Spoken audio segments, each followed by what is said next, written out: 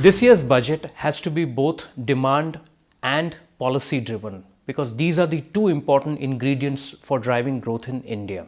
Insofar as external factors are concerned, clearly drop in crude oil prices, drop in commodity prices are two important factors that go in India's favor.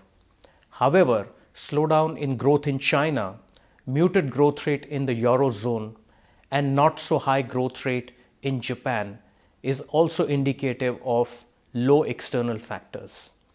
Insofar as internal factors are concerned, clearly demand is going to grow up, but industrial production is not showing any signs of revival, and the concern for monetary policy makers always is the inflation target, which is very, very sensitive for the common man in India. The overarching theme of this government has been addressing the ease of doing business, and I think it is going to feature prominently in this year's budget, whether it's got to do with tax reforms or various reforms on FDI front or infrastructure financing or legislations such as the bankruptcy code, the commercial codes and the arbitration law.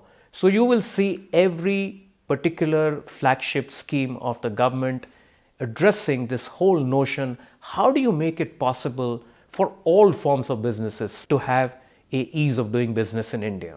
Several sectors are going to be focused. I see increased investments in the railways sector. I see more reforms in the area of civil aviation. Manufacturing is likely to show better figures in 2016-17 than what it showed in 2015. And of course, services more or less are kind of given because services sector will drive growth in excess of 7 to 8%. So everything that the government is doing right now, insofar as the Prime Minister's flagship projects are concerned, whether it's Make in India, Digital India, Skills India, Startup India, in each of these programs, he is looking at the ease of doing business factor.